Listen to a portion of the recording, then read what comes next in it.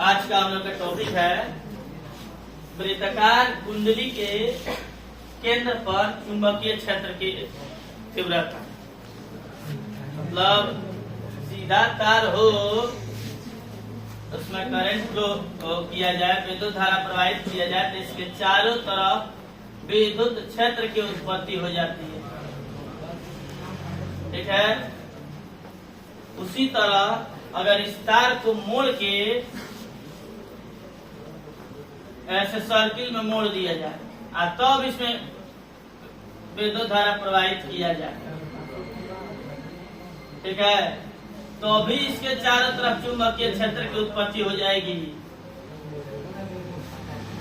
ठीक है। इसके सेंटर पे कितना चुंबकीय क्षेत्र की उत्पत्ति होगी, यही हम लोग को सिद्ध करना है। ठीक है। सीधे तार के चलते अगर छोटा सा अल्पांश डीएल लिए हैं आर दूरी पर और यहाँ पर थीटा एंगल बन रहा हो, तो बायो सावर्ट ने बताया था कि चुंबकीय क्षेत्र का सूत्र होता है dB = μ0/4 pi I dl sin theta by r square. छोटे से सीधे अल्पांश के चलते इसी का यूज करके हम लोग वृत्ताकार कुंडली के केंद्र पर चुंबकीय क्षेत्र की तीव्रता ज्ञात करेंगे। ठीक है। तो सबसे पहले हम मान लेंगे कि एक वृत्ताकार कुंडली है जिसकी त्रिज्या r है।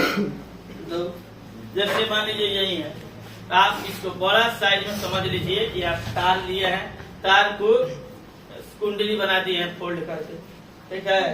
तो ये कुंडली है, इसका इसके बीच में सेंटर होगा, रेडियस भी होगा ना। तो हम यही करते हैं कि इसके मान लेते हैं एक वृत्ताकार कुंडली है।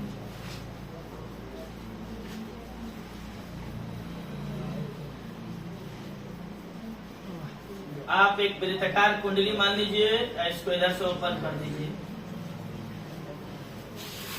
इसकी त्रिज्या r है, r त्रिज्या का हम मान लेते हैं, ये रेडियस इसका r है।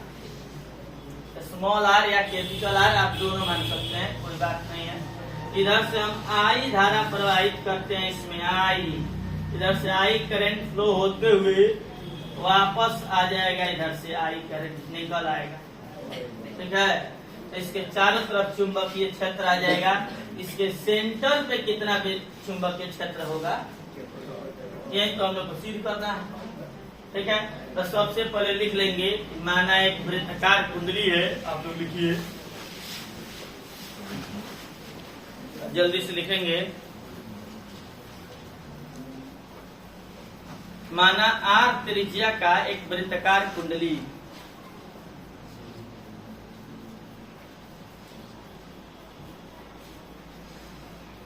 जिसमें I धारा प्रवाहित हो रही है।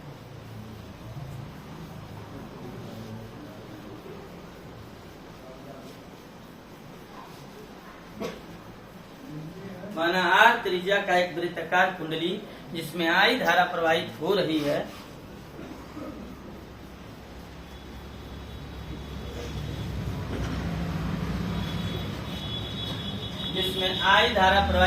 है,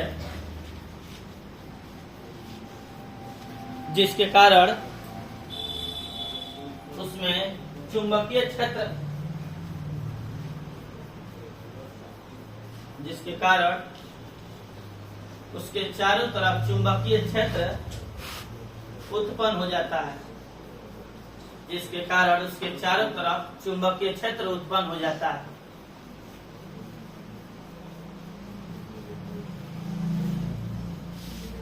वृत्ताकार कुंडली के अंदर लगभग चुंबकीय क्षेत्र एक समान होता है। वृत्ताकार कुंडली के अंदर लगभग चुंबकीय क्षेत्र एक समान होता है।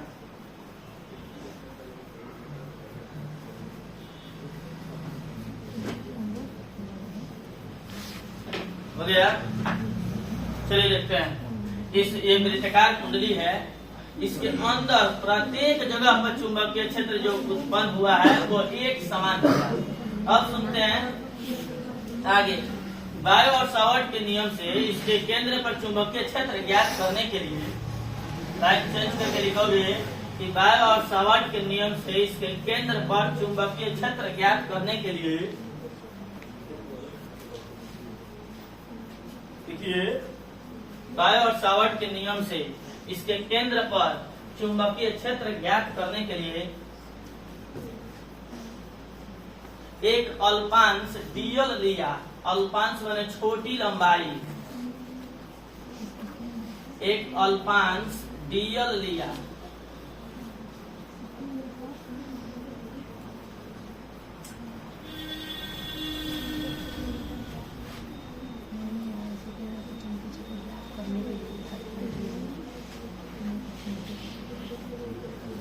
एक अल्पांश डीएल लिया।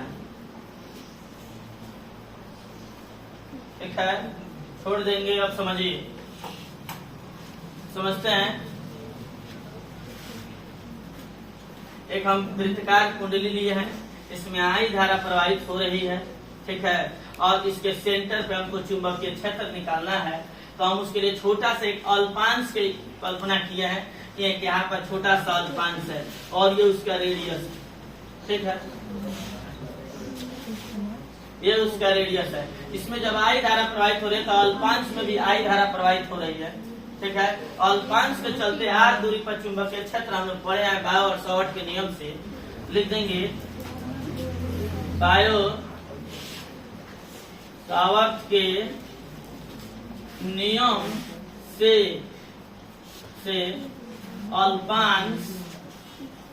अल्पांश डीएल के कारण केंद्र पर चुंबकीय क्षेत्र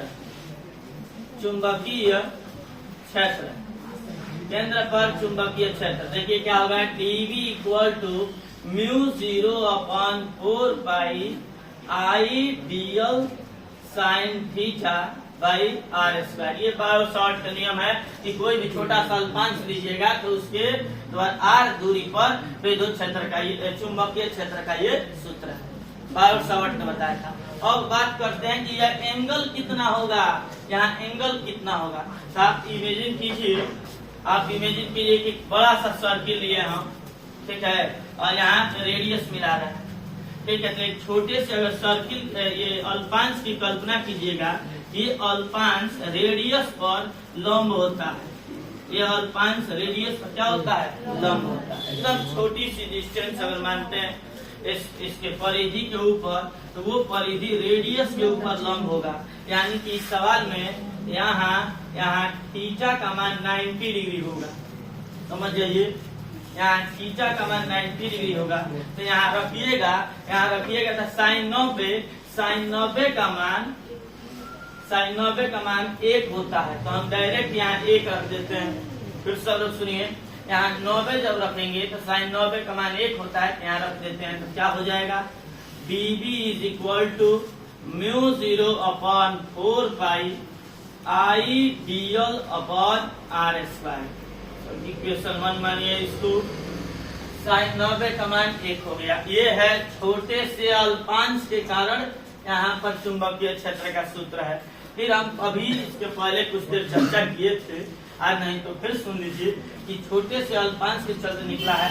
इसी तरह दूसरा उतना ही बड़ा अल्पांश लिया जाएगा, इतना ही चुंबकीय क्षेत्र आएगा, क्योंकि दूरी समान है, धारा उसमें भी उतनी ही बहेगी। यहाँ पे अल्पांश लिए हैं, यहाँ भी अल्पांश लीजिएगा, आई धारा ही होगी। ये डीएल अल्पांश है, उसको भी डीएल मान लीजिए। दूरी कितनी होगी, आर ही होगी। यहाँ अल्पांश ले लेते हैं तो डीएल लंबाई क्या, तो उसमें भी आई ही धारा होगी। दूरी कितनी होगी, आर ही होगा। एंगल कितना होगा, 90 डिग्री होगा। इसका मतलब अलग अलग अल्पांश लीजिएगा, सबको जोड़ लीजिएगा, तो सेंटर पे कुल चुंबकीय क्षेत्र निकल जाएगा। ठीक है, निकल जाएगा। इसी के लिए हम बताएं कि आप इसके लिए समाकलन कर दीजिए। छोटे से हिस्सा लेकर अलग अलग अल्पांश के चलते चुंबकीय क्षेत्र निकालेंगे, सब इतना ही निकलते जाएगा।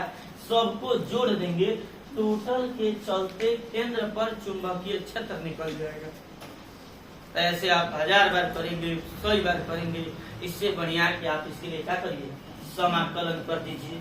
ठीक है, तो लिखेंगे ये तो छोटे से अल्पांश के चलते हैं लिखेंगे। इसलिए पूरे या संपूर्ण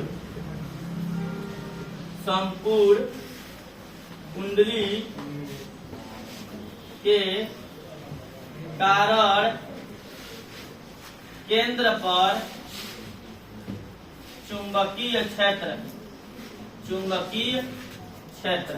इसके लिए आपको समाकलन करना पड़ेगा। तो सुनिए, डीबी का समाकलन डी होता है, आप चाहे लिख दीजिए डीबी इक्वल टू, ये समाकलन हो जाएगा mu 0/4 pi I dl upon r square. DB का समाकलन डी होता है, म्यू 0/4 पाई नियतांक है, बाहर निकल जाएगा। आगे सुनते हैं, आई नियत होगी, क्यों? क्योंकि कोई भी अल्पांश लीजिएगा उसमें सब में आई ही धारा प्रवाहित होगी। किसी भी अल्पांश के लिए धारा का मान एक ही होगा, इसलिए आई भी नियत है। और सब के लिए दूरी क्या होगी? आर होगी, तो दूरी भी नियत होगी। तो यल और आर दोनों नियत हो, आई और आर दोनों नियत होंगे। तो आपका समाकलन केवल होगा डीएल का। डीएल का समाकलन करेंगे तो ये है डीएल। जब इसका समाकलन किया जाएगा तो ये पूरा, ठीक है। तो डीएल का समाकलन आपका हो जाएगा b equal to mu 0/4 pi I upon r square. Dl जो है वृत्ताकार कुंडली है, तो डीएल का समाकलन करेंगे तो पूरा कुंडली होगा 2 पाई आर, ठीक है। तो डीएल की जगह पर लिखा जाएगा 2 पाई आर। 2 पाई से 4 पाई कट गया तो 2 बचेगा, एक आर से एक आर बच गया, आएगा क्या? b equal to mu 0 I और नीचे 2 और एक r, 2 r, mu 0 I upon 2 are.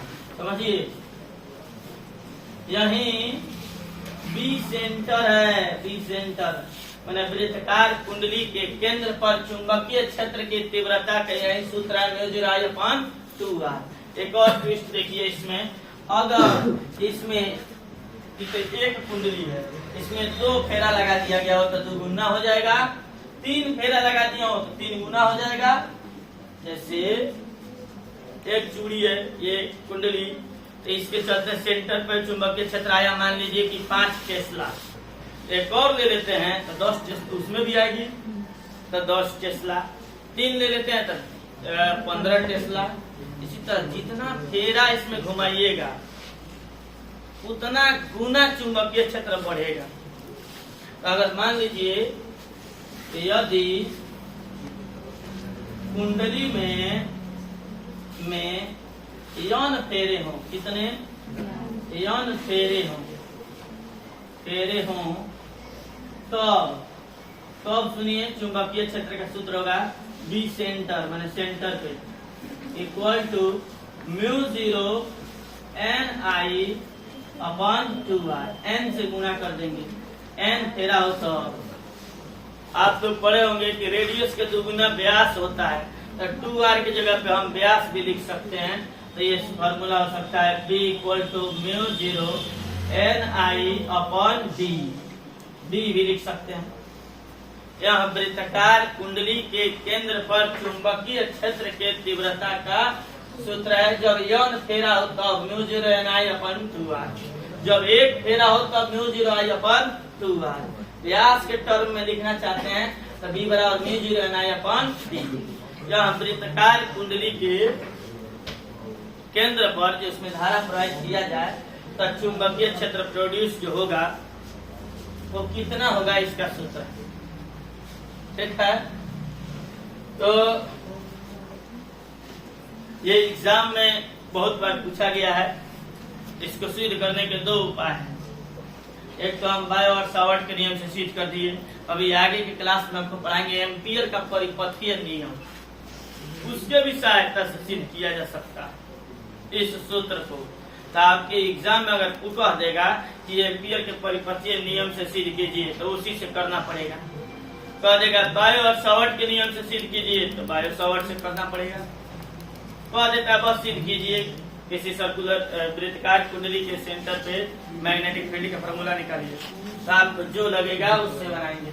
क्या उतना भारी नहीं, आपको कुंडली माननी है, उसका रेडियस आर मान लेना है, आई धारा प्रवाहित हो रही है ये मान लेना है। इसके बाद छोटा सा अल्पांश लेना है, डिस्टेंस आर होगा, एंगल 90 डिग्री यहाँ बन जाएगी। ये बायो सावर्ट के नियम से ये फार्मूला है। थीटा के जब 90 भरेंगे साइन 90 का मान 1 हो जाएगा, छोड़ दिए।